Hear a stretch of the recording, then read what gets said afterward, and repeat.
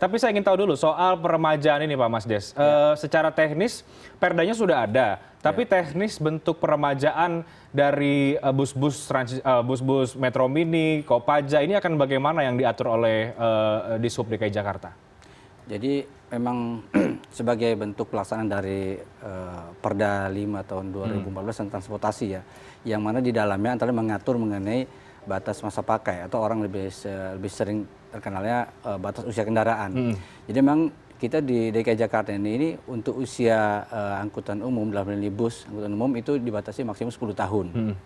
Nah, oleh karenanya sejak mulai dari tahun 2015 persisnya itu sudah mulai ada proses integrasi bertahap untuk peremajaan itu. Waktu itu kebetulan untuk yang kategori bus sedang seperti Metro Mini, Kopaja, Kontas Bima, Kopami, Dian Mitra itu waktu itu yang siap baru satu badan usaha yaitu Kopaja. Jadi sejak tahun 2015 akhir itu mereka sudah menjadi mitra Pemprov DKI melalui Transjakarta, kita kerjasama kontrak rupiah kilometer. Oh itu baru Kopaja saja ya? Saat itu. Oke. Nah, sekarang sudah kelima-limanya pada dasarnya sudah bersedia dan setengah dalam proses menuju juga berintegrasi. Jadi memang Pemprov akan mengajak perusahaan-perusahaan yang membawahi Kopaja, Metro Mini, mungkin Kontas Bima ini untuk bergabung ke Transjakarta begitu Pak? Maksudnya masuk ke jalur busway-nya ya? Iya, iya.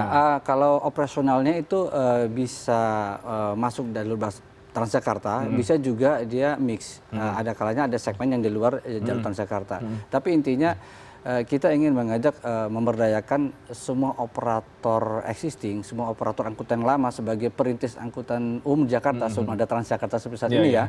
Jadi mereka adalah sebenarnya perintis-perintis angkutan umum di Jakarta yang melayani warga Jakarta khususnya untuk angkutan dalam kota. Untuk itu kemudian memang harus diremajakan supaya memenuhi standar paling tidak yang ada saat ini ya. Betul, gitu. betul. Jadi secara usia nanti maksimal 10 tahun dan mereka bukan hanya mengganti fisik unit kendaraannya, tapi secara manajemen dan operasional juga itu sudah ada pembaharuan, yaitu dengan berkontrak operasional dengan pemerintah. Itu wajib atau sebuah tawaran, Pak?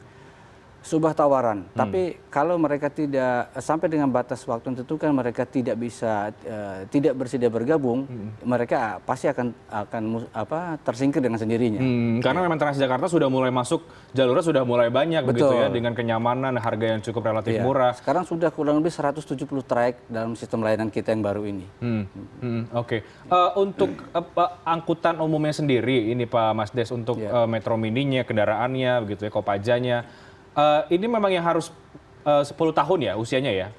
Maksimal. Kalau kemudian misalnya begini, kan kadang-kadang supirnya suka merasa umurnya tua tapi mesinnya masih oke. Nah itu gimana tuh Pak Mas Des? Tetap harus diganti? Tetap nggak bisa, ya. Tetap nggak bisa. Jadi kita batasi sesuai peraturannya, sudah kita tetap bersama dalam peraturan daerah maksimal 10 tahun. Jadi sebenarnya di peremajaan yang baru ini mereka juga pada dasarnya pada bersedia. Jadi responnya positif ya Pak ya? Dari alhamdulillah positif. Jadi dari sekarang ini dari kelima operator bus sedang itu yang kategori dengan Metro Mini, ini sekarang sudah 4 itu sudah mengajukan harga penawaran dan sekarang sedang kita proses katalog elektronik jasa rupiah kilometer. Jadi mereka nanti akan dibayar sekian ribu rupiah per kilometer untuk tiap jasa layanan yang mereka laksanakan. Oke, responnya positif, tapi memang diajak untuk bergabung ke dalam sistem Transjakarta. Kalau untuk drivernya Pak, ini bagaimana? Ini yang kemudian juga mungkin karena mungkin informasinya juga ada yang belum tahu begitu kan? Ada mungkin driver merasa khawatir kehilangan pekerjaan, ya kan? Seperti apa Pemprov mencoba untuk mengakomodir itu? Ya, jadi pada kesempatan yang baik ini sekalian kami sampaikan kembali juga khusus kepada driver ya. Sebenarnya ini momentum untuk meningkatkan kesejahteraan mereka selaku pramudi. Sebagai contoh gambaran, pramudi atau pengemudi layanan dengan bus sedang ini dalam sistem kontrak dan pemerintah ini mereka digaji 2 kali UMP DKI. Sekarang 1 kali UMP DKI 3.940.000 rupiah sekian. Hampir 4 juta. Iya, artinya kalau mereka masuk dalam sistem ini kurang lebih mereka 7,8 juta itu mendapatkan per bulan. Gaji tetap ya? Iya. Memang dalam pelaksanaannya ini nanti bisa diatur oleh manajemen wadahnya. Jadi tapi yang jelas maksud saya bisa saja ada uang harian yang disampaikan. Biasanya operator seperti itu. Maksudnya tidak semua nilai itu dibayarkan di awal bulan semua, karena kan mereka juga perlu operasional harian. Tapi intinya totali income yang harus mereka dapat itu tidak boleh kurang di 2 kali UMP. Baik, Pak Mas Des, perdanya sudah lama, tapi kenapa baru hari ini agak mulai digalakan lagi semangat untuk peremajaan ini? Kenapa, Pak? Ya, ada beberapa hal. Pertama, saat itu memang waktu itu jumlah mereka kurang lebih bisa sampai 3.000 ya.